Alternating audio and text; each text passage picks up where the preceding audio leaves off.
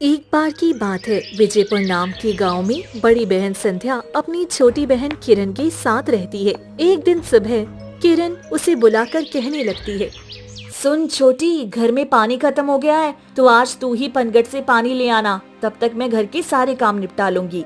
ठीक है दीदी, मैं अभी जाकर पास वाली नदी से पानी ले आती हूँ, तब तक आप खाना बना कर रखना। अरे नहीं नहीं, उस शापित नदी पर बिल्कुल भी मत जाना तू। 1000 बार तुमको बताया है, कोई भी औरत उस शापित नदी पर नहीं जाती है। वहाँ जो कोई भी औरत गई है आज तक वापस नहीं लौटी है। और तुम इतनी जल्दी मेरी हिदायत भूल कैसे गई? हाँ, ये बात अब से ध्यान रखना और कभी भी उस नदी पर मत जाना। अब सीधा पनगट से जाकर पानी ले आओ। मगर दीदी, आखिर उस शापित नदी का रहस्य क्या है? आज तक आपने मुझे नहीं बताया। उसके रहस्य के बारे में मुझे बताओ ना। मैं कैसे मान लूं कि वो एक शापित नदी है? बस बस, बहुत दिमाग लगाने की जरूरत नहीं है। जितना बोला गया है उतना ही करो। बेकार की बातों में पड़ने से कोई मतलब नहीं होगा। इसीलिए जो कहती हूँ वो मानो और याद रखना, तुम्हें सिर्फ पनगट ही जाना है और पानी वहीं से लाना, ठीक है ना? गुस्सा क्यों करती हो दीदी? ठीक है, जैसे भी तुम बोलो, मैं अभी जाती हूँ। ये बोलकर किरण मटका लेकर वहाँ से गांव के पनघट की ओर चली जाती है और वहाँ पहुंचकर वो पनघट से पहले ही मौजूद कुछ औरतों की भीड़ को देखकर खुद से कहती है, अरे अरे, यहाँ तो पहले ही इतनी सारी औरतें पानी लेने के लिए खड़ी हैं। लगता है मैंने घर से निकलने में देर कर दी, मगर अब क्या करूँ? जब तक मेरी बारी आएगी तब तक तो शाम हो जाएगी। और उफ, ये धूप, इसमें तो मेरा अभी से सर चकराने लगा। अब क्या किया जाए? तभी किरण के दिमाग में एक विचार आता है और वह मन में सोचती है, अरे हाँ, मैं वो नदी से भी पानी ला सकती हूँ, मगर दीदी ने तो पहले ही मुझे उस शापित नदी पर जाने से मना किया है। मैं तो नहीं मानती किसी नदी का शापित होना। नहीं, भला मैं क्यों डरूं? अब इतनी देर तक मैं यहाँ धूप में इंतजार भी तो नहीं कर सकती ना। उसी नदी से पानी लेना सही रहेगा। ये बोलकर किरण वहाँ से मटका लेकर गांव की उस शापित नदी के किनारे पहुँच जाती है और इतना सुंदर नजारा देखकर कहती है, अरे वाह, इस जगह तो इतनी सुंदर हरी भरी हरियाली है, और तो और इतनी सुंदर नदी है। ये तो भला ये शापित कैसे हो सकती है? मैं यहाँ पहली बार आई हूँ, मुझे तो ये इतनी सुंदर जगह लग रही है। लगता है दीदी मुझे बेवकूफ बना रही थी। चलो फिर मैं पानी भर ही लेती हूँ। ये बोलकर किरण मटका लेकर नदी से पानी भरने लगती है। तभी नदी के पानी में भवंडर उठने से और तेज लहरें उठती हैं और उनसे अचानक एक सुंदर सी जलपरी प्रकट होती है, जिसे देखकर किरण डर के मारे हैरानी से बोलती है, अरे अरे, ये कौन हो तुम? और तुम पानी से कैसे निकली हो? क्या मैं जो देख रही हूँ वो सच है या बस मन का वहम है? कोई इंसान भला पानी से कैसे निकल सकता है? कौन हो तुम और मुझसे क्या चाहती हो? डरो मत, मैं तुम्हें कोई नुकसान नहीं देने आई हूँ। मैं कोई इंसान नहीं बल्कि एक जलपरी हूँ जो इस नदी के पानी में काफी समय से रहती है। तुम्हें मुझसे डरने की कोई जरूरत नहीं है। अच्छा, तो तुम जलपरी हो? मैंने पहली बार किसी जलपरी को देखा है। मुझे तो अपनी आंखों पर यकीन ही नहीं हो रहा है। क्या तुम्हारी वजह से गांव के लोग इस नदी को शापित समझते हैं? हाँ, सही कहा तुमने। एक बार एक मछुआरे ने मुझे अपने जाल में पकड़ लिया था और बड़ी मुश्किल से मैंने खुद को उस जाल से छुड़वाया। उसने गुस्से में आकर इस नदी को शापित बनाकर गांव वालों को भड़का दिया था, क्योंकि लोग तो उसकी बात पर यकीन करेंगे नहीं कि उसने एक जलपरी को देखा है। तब से पूरे गांव के लोग यहाँ से डरते हैं। मगर तुम तो बहुत बहादुर निकली जो अकेले ही यहाँ आ गई हो। ओह, तो ये बात है, तभी गांव के लोग इस नदी को शापित बोलते हैं। और मेरी दीदी ने मुझे यहाँ आने से मना किया था, मगर मैं यहाँ मजबूरी में आई हूँ। पनगट पर बहुत भीड़ थी तो मैं यहाँ चली आई। लेकिन तुम क्या अकेली ही पानी के अंदर रहती हो? नहीं नहीं, मेरे साथ मेरा पूरा परिवार यहाँ रहता है। मैं तुम्हें उनसे जरूर मिलवाऊंगी। अभी के लिए मैं पानी से बाहर आकर जमीन में घूमना चाहती हूँ। पानी में रह रहे बहुत उपसी गई हूँ। मेरा भी दिल चाहता है कि मैं जमीन पर ही घूमूं। क्या तुम मेरा हाथ पकड़कर मुझे पानी से निकलने में मदद करोगी? ठीक है, मगर तुम तो एक जलपरी हो, फिर तुम जमीन में कैसे चल पाओगी? तुम चिंता मत करो, जैसे ही मैं जमीन पर पैर रखूंगी वैसे ही मेरी पूंछ मेरे पैरों में बदल जाएगी। लाओ, मुझे अपने हाथ को जल्दी से दो। ये बोलकर जलपरी पानी के अंदर से अपना हाथ किरण की ओर बढ़ाती है तो किरण भी कुछ देर सोचने के बाद जलपरी को पानी से बाहर निकालने के लिए अपना हाथ बढ़ाकर उसे निकालने ही वाली होती है कि तभी जलपरी अपना जोर लगाकर बेचारी किरण को पानी के अंदर खींच लेती है। किरण पानी में गिरते ही मदद की गुहार लगाकर बोलने लगती, बचाओ बचाओ, कोई तो बचाओ, मुझे बचाओ, मैं डूब रही हूँ, मुझे तो तैरना भी नहीं आता है। और तुमने ये क्या किया? मैंने तुम्हें एक अच्छी जलपरी समझा था और तुमने मेरे साथ धोखा करके ठीक नहीं किया। मुझे ये तो पता था इंसान भोले होते हैं, मगर ये नहीं पता था कि तुम्हारे जैसे बेवकूफ लोग भी होते हैं। जब इंसान अच्छे नहीं हो सकते तो भला तुम जलपरी से अच्छे होने की अपेक्षा क्यों लगाती हो? मगर मैंने तो तुम्हें अच्छा समझने की भूल कर दी और अब मैं डूबकर मरने वाली हूँ। ये तुमने अच्छा नहीं किया। और जो कहानी तुमने मछुआरे वाली बताई थी वो भी क्या झूठी थी? हाँ, वो कहानी भी झूठी थी। नहीं, इतनी जल्दी मैं तुम्हें मरने नहीं दे सकती हूँ। ये तो अभी शुरुआत है, बस आगे आगे देखो क्या होता है तुम्हारे साथ। अभी के लिए अगर तुम्हें अपनी जान बचानी है तो मेरे दिए इस नीले मोती को तुम्हें लेना होगा और तुम तुरंत ही जलपरी में बदल जाओगी। बताओ, अगर ये शर्त मंजूर है तो इस नीले मोती को कबूल करो और हमेशा के लिए जलपरी बन जाओ, वरना तुम डूबकर अपनी जान भी शौक से गवा सकती हो। या तो डूबना स्वीकार करो या फिर जलपरी बन जाओ। क्या कहा तुमने? ये मोती मुझे जलपरी बना देगा और मैं कभी भी अपने घर नहीं लौट पाऊंगी?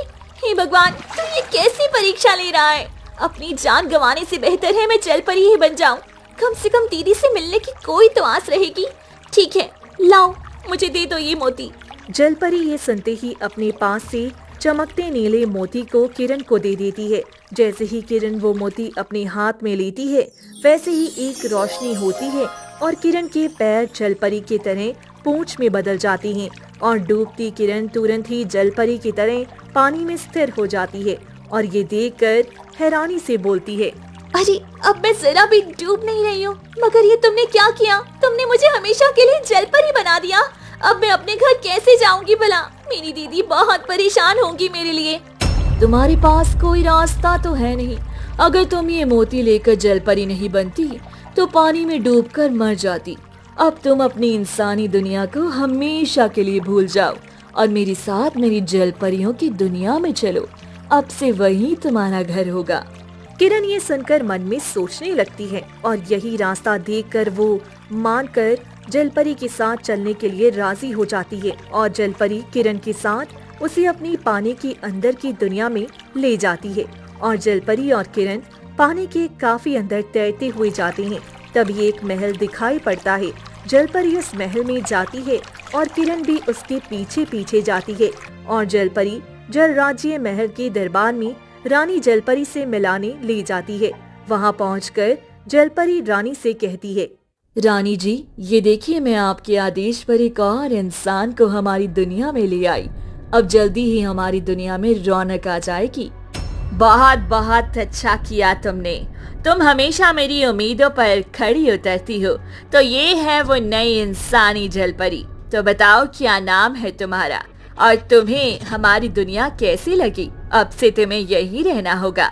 मेरा नाम किरण है और मैं तो बस नदी पर पानी लेने आई थी कि इस दुष्ट जलपरी ने मुझे भोला देकर मूर्ख बनाकर जलपरी में बदल दिया।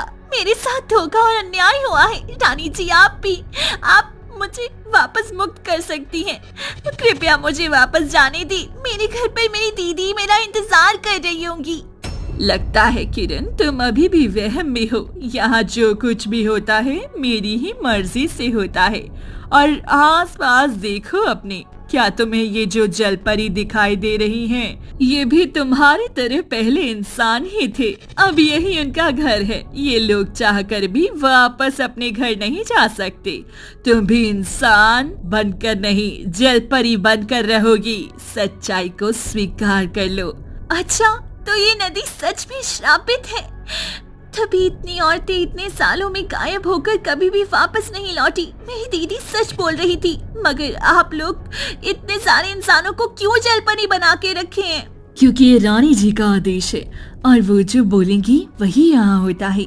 तुमको उनके आदेश का चुपचाप पालन करना पड़ेगा। अब ज्यादा सवाल मत करो, वरना रानी माँ गुस्सा हो सकती हैं, इसीलिए चुप रहो। ये सुनकर बेचारी किरण की आंखों से आंसू बहने लगती हैं। वो अनजान जगह में खुद को बंदी पाकर बहुत ही भयभीत हो जाती है। उधर गांव में शाम हो जाती है और किरण के घर पर उसकी दीदी संध्या बेसब्री से उसका इंतजार कर रही होती है और मन में बोलती है, अरे इतनी देर हो गई, अब तक ये किरण घर क्यों नहीं लौटी? जाने कब की निकली हुई है। पानी लेने इतनी देर लगती है, अब तक तो इसे आ जाना चाहिए था। मुझे इसे ढूंढने जाना पड़ेगा। ये बोलकर संध्या खुद ही घर से पनघट की ओर चली जाती है। वहाँ पहुंचकर वो देखती है कि किरण तो वहाँ है ही नहीं। फिर वो पनघट में मौजूद ताई के पास जाकर उनसे पूछती है, अरे ताई, क्या तुमने मेरी छोटी बहन किरण को देखा है? वो बहुत ही देर पहले घर से पानी लेने के लिए पनघट पर आई थी, मगर अब शाम हो गई है और अब तक घर नहीं लौटी है। अभी तक किरण बिटिया घर नहीं पहुंची क्या? ये कैसे हो सकता है? मैंने भी उसे पनघट पर सुबह ही देखा था। तो वो यहाँ पनघट से पानी भरने की जगह उस शापित नदी वाले रास्ते की ओर जा रही थी। मैंने उसे रोकने की सोची थी, वो तब तक बहुत दूर हो चुकी थी मुझसे। मुझे लगा वो शापित नदी पर कभी भी नहीं जाएगी, तो मैंने इस बात पर ज्यादा ध्यान नहीं दिया। तुम भी उधर मत जाना, वरना पता नहीं क्या अनहोनी हो जाए। क्या कहा आपने? किरण को शापित नदी की ओर जाते हुए देखा था? हे भगवान, मेरी किरण की रक्षा करना। अब अगर मैं उसे ढूंढने वहां नहीं जाऊंगी तो कौन जाएगा? मुझे ही हिम्मत करके उसे ढूंढने उस शापित नदी पर जाना ही होगा। मैं चलती हूँ ताई, अगर मैं ना लौटी तो आप गाँव वालों को बता देना सब। ये बोलकर संध्या उस शापित नदी की ओर चली जाती है और वहाँ पहुंचकर वो किरण का नाम पुकारकर उसे ढूंढने लगती है। किरण, किरण तुम कहाँ हो? मेरी आवाज तुम्हें सुनाई दे रही है? जवाब दो किरण। हे भगवान, ये कैसा अनर्थ हो गया है।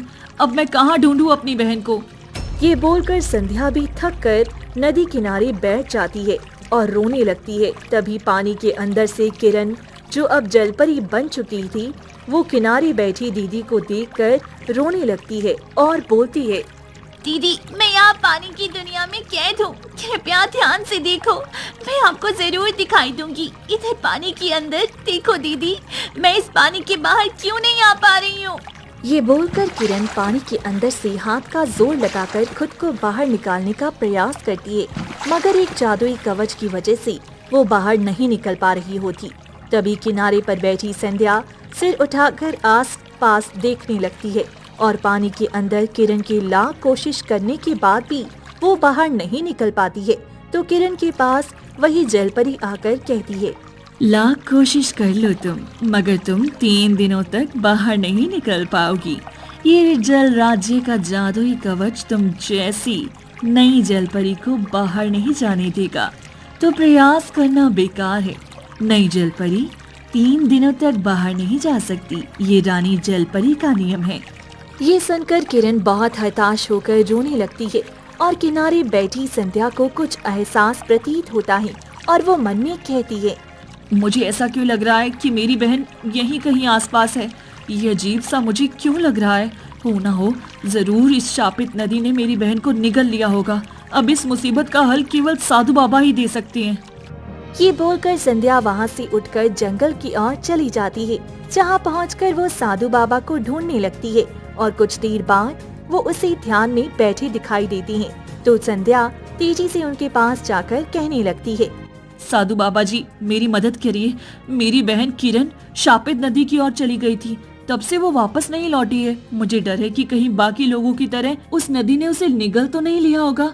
अब आप ही अपनी शक्ति से पता लगाइए। तुमने सही पहचाना, वो शापित नदी ही तुम्हारी बहन को खा गई है। अब तुम्हें जल्दी ही अपनी बहन को उस शापित नदी के जाल से छुड़ाना होगा, वरना वो हमेशा के लिए उसी नदी में जलपरी बनकर रह जाएगी और कभी भी वापस नहीं आएगी। हे भगवान, ये कैसा घोर अनर्थ हो रहा है। अब आप ही कोई उपाय बताइए। मैं अपनी बहन को कैसे भी करके उस शापित नदी से छुड़ाना चाहती हूँ। बताइए, मैं सब कुछ करने के लिए तैयार हूँ। उस शापित नदी की जलपरी ने जैसे अब तक गांव की औरतों को गायब करके जलपरी बना दिया था, वैसे ही तुम्हारी बहन को छल करके उसे भी जलपरी बना दिया है। अब अगर 3 दिनों में तुमने अपनी बहन को उससे नहीं छुड़ाया तो 3 दिन बाद तुम्हारी बहन अपनी सारी इंसानी याददाश्त खो देगी और वो तुम्हारे साथ अपनी इंसानी जीवन की भी यादें खो देगी। इसका बस एक ही उपाय है। ये लो, ये जादुई पानी है जिसकी एक बूंद को अगर तुम किसी जलपरी पर छिड़क दोगी तो उसका असली मोती स्वयं तुम्हारे पास आ जाएगा, और अगर 2 बूंद छिड़कते ही उसकी खोई हुई याददाश्त वापस आ जाएगी, और 3 बूंद छिड़कते ही जलपरी बने लोग वापस इंसान बन जाएंगे। इसका खास ख्याल रखना, इस जादुई पानी की बूंदें जमीन में न गिरने पाएं, वरना कोई भी फायदा नहीं होगा। सारे प्रयास तुम्हारे व्यर्थ हो जाएंगे। अब जल्दी जाओ और अपनी बहन के साथ बाकी लोगों को भी बचा लो। ये बोलकर साधु बाबा संध्या को एक शीशी का जादुई पानी देती हैं और संध्या वो जादुई पानी लेकर बोलती है, बहुत बहुत धन्यवाद आपका। मुझे अब समझ आ गया है। मैं अभी जाती हूँ और अपनी बहन के साथ इतने सालों से गायब हुई बाकी औरतों को भी छुड़ा कर लाती हूँ। ये बोलकर संध्या वहाँ से चली जाती है और अगले दिन वो साधु बाबा का दिया जादुई पानी लेकर उसी शापित नदी की ओर जाती है और वहाँ पहुंचकर वो आवाज देने लगती है, जब मेरी बहन ही नहीं रही तो मेरे रहने का भी क्या फायदा। हे शापित नदी, मुझे भी तुम निगल लो। अब मैं जीकर क्या करूंगी, मुझे भी जलपरी बना दो। ये बोलने की काफी देर बाद तक कोई जलपरी नदी से नहीं निकलती है तो संध्या हार नहीं मानती है और दूसरे दिन भी नदी किनारे बैठी इंतजार करने लगती है। तभी अचानक नदी से भवंडर उठता है और वही जलपरी पानी के ऊपर आती है और पूछने लगती है, अरे क्या हुआ तुम्हें? तुम इतनी उदास क्यों बैठी हो? क्या तुम्हें मेरी मदद की जरूरत है? मुझे बताओ जरा, क्या बात है?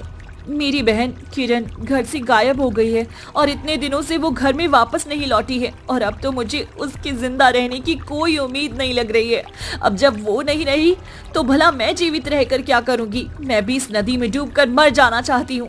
अच्छा, तो ये बात है। तुम अपनी जान मत गवाओ, तुम्हारी जान की बहुत बड़ी कीमत भी हो सकती है। तुम्हारी दुख भरी कहानी ने मेरा दिल छू लिया। मैं बाहर जमीन में आकर तुमसे बात करना चाहती हूँ।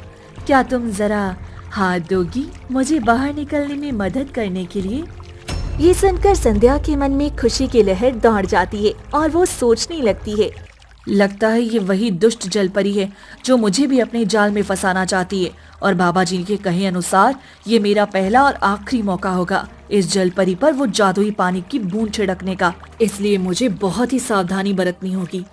ये सोचकर संध्या धीरे धीरे अपना हाथ उस जलपरी की ओर बढ़ाती है। जैसे ही जलपरी उसका हाथ पकड़ती है, संध्या दूसरे हाथ से छिपाया हुआ जादुई पानी की शीशी को लेकर जलपरी के ऊपर छिड़क देती है और उसी से गलती से 1 बूंद की जगह 2 बूंद छिड़के जाती हैं। तभी अचानक तेज रोशनी होती है, जलपरी का हाथ छूट जाता है और उसका असली चमकता सफेद मोती संध्या के पास चला जाता है। और ये देखकर हैरान जलपरी कहती है, अरे तुमने क्या किया? ये किस तरह का पानी था? मेरा मोती तुम्हारे पास कैसे चला गया? बताओ कौन हो तुम? मेरा सर तेजी से चकरा रहा है। सच बताओ तुम कौन हो? मैं उसी किरण की बड़ी बहन हूँ जिसे तुमने छल करके जलपरी बनाकर कैद कर लिया है। इस जादुई पानी की बूंद के असर से ही तुम्हारा मोती अब मेरे पास है। मुझे जल्दी ही मेरी बहन के पास ले चलो, वरना तुम्हारा मोती मैं यही नष्ट कर दूंगी। नहीं नहीं, ये कभी मत करना। ये मेरी जान से भी ज्यादा प्यारा है। इसके बिना मैं एक पल भी नहीं रह पाऊंगी। मगर मुझे किसी इंसानी जीवन की कुछ यादें याद आ रही हैं। लगता है मुझसे एक गलती से 1 बूंद की जगह 2 बूंद तुम पर गिर गई। 2 बूंद छिड़कते ही तुम्हारी अगर कोई खोई हुई यादाश्त होगी तो सारी यादाश्त वापस आ जाएगी। कुछ देर इंतजार करो, हो सकता है तुम भी इसी शापित नदी के छल में आकर जलपरी बन गई हो। और कभी वापस लौट ना पाई हो। कुछ देर में जलपरी की खोई हुई याददाश्त वापस आ जाती है और वो संध्या से कहने लगती है, मुझे सब याद आ गया है। मेरा नाम मोहिनी है और मैं भी तुम्हारे इस गांव में ही बहुत साल पहले रहा करती थी। मगर एक दिन खेल खेल में इस नदी पर आ गई और मुझे इस रानी जलपरी ने छल करके अपने जाल में फंसाकर जलपरी बना दिया और कैद कर लिया। अनाथ होने की वजह से 3 दिनों तक कोई भी मुझे ढूंढने नहीं आया और 3 दिन होते ही मेरे इंसानी जीवन की सारी याददाश्त खो गई और मैं इसी जल राज्य को ही अपना असली दुनिया मानकर यहाँ पर रहने लगी।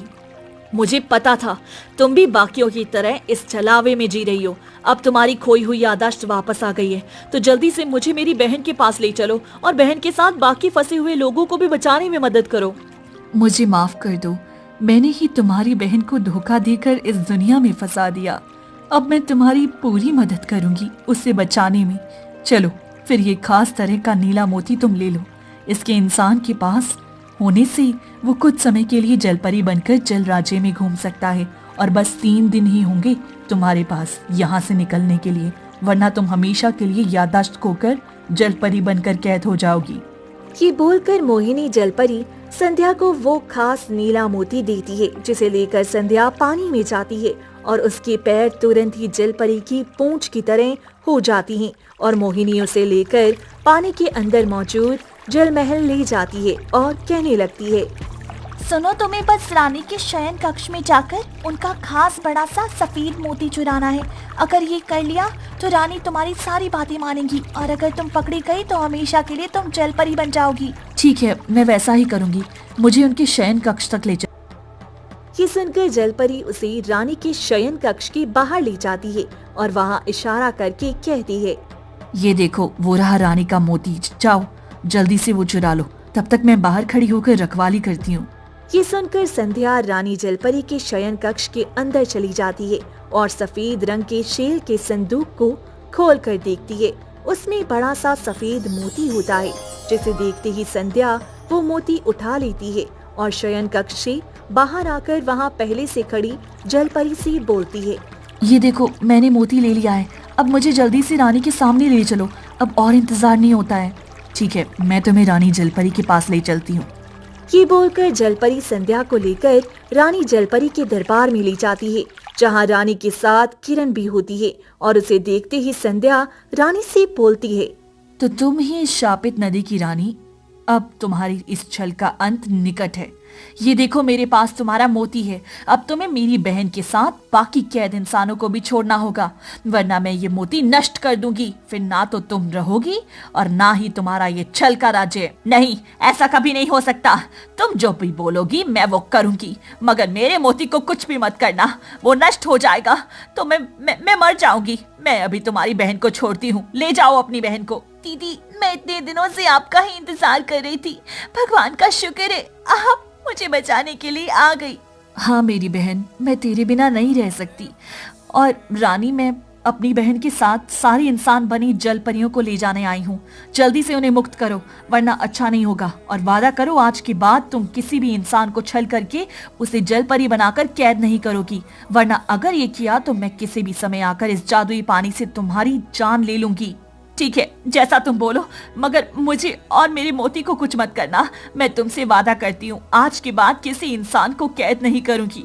आज से किरण और मोहिनी मुझे माफ कर दो, उनके साथ बाकी लोग भी मुझे माफ कर दो। मैंने आप जैसे अच्छे इंसानों को कैदी बनाकर बहुत बड़ी भूल कर दी है। अब आप सभी लोग इस जल राज्य की दुनिया से वापस जा सकते हैं। बहुत बहुत शुक्रिया तुम्हारा। अगर तुमने बहादुरी नहीं दिखाई होती तो मुझे भी कभी भी पता ही नहीं चलता कि मैं भी इस दुष्ट रानी के छलावे में आकर शिकार हो चुकी हूँ। तुमने मेरी खोई जिंदगी वापस देकर बहुत बड़ा उपकार किया है और मेरे साथ इन 3 औरतों राधा, रेशमा और विमला को बचाकर तुमने बहुत बड़ा काम किया है। हाँ दीदी, तुम सच में बहुत बहादुर हो। मुझे पता था तुम मुझे बचाने जरूर आओगी और तुम्हारी वजह से ये औरतें भी वापस इंसानी जीवन में आ सकी। हाँ सही कह रही है किरण। संध्या, तुमको दिल से शुक्रिया। अगर तुम नहीं आती तो हमारा पूरा जीवन पानी में जल परी बनकर निकलता और हम कभी वापस अपने घर भी नहीं जा पाते। भगवान तुम्हारा भला करे, तुम्हारी वजह से अब हम अपने घर में जा सकते हैं, अब हम अपने परिवार से मिल पाएंगे। अरे नहीं नहीं, इसमें शुक्रिया की क्या बात है, ये तो मेरा फर्ज था। अब आप लोग इस शापित नदी के चंगुल से हमेशा के लिए मुक्त हो गए हो और अब से कोई भी इंसान इस रानी जलपरी का शिकार नहीं बनेगा। आप सभी के साथ ये पूरा गांव अब सुरक्षित है। अब आप लोग अपने परिवार से मिलने जाइए, काफी सालों से वो आपकी प्रतीक्षा कर रहे होंगे। ये सुनकर तीनों औरतें वहाँ से चली जाती हैं और वहाँ मौजूद किरण और संध्या से मोहिनी बोलती है। किरण, मुझे माफ कर दो, मैंने रानी जलपरी के वश में आकर तुम्हारे साथ धोखा किया। अगर वो हो सके तो मुझे माफ कर देना, मैंने होशो आवाज में नहीं किया था। कोई बात नहीं मोहिनी, मुझे अब पता है तुम भी उस रानी जलपरी के जादुई वश में थी, तो दुखी होने की कोई जरूरत नहीं है। मैंने तुम्हें पहले ही माफ कर दिया था। अब तुम अपने घर जाओगी यहाँ से। मगर मैं तो अनाथ हूँ, मैं भला कहाँ जाऊंगी? मेरा तो अब घर कोई भी नहीं है। क्या मैं तुम लोग के साथ तुम्हारे घर पर कुछ दिनों के लिए रह सकती हूँ? मुझे अच्छा लगेगा तुम लोग के साथ रहकर। हाँ हाँ जरूर, मैं भी तुमसे यही कहना चाहती थी। चलो फिर मेरे साथ हमारे घर। ये सुनकर मोहिनी के साथ किरण मुस्कुराने लगती है और तीनों वहाँ से एक साथ रहने के लिए संध्या और किरण के घर चली जाती हैं।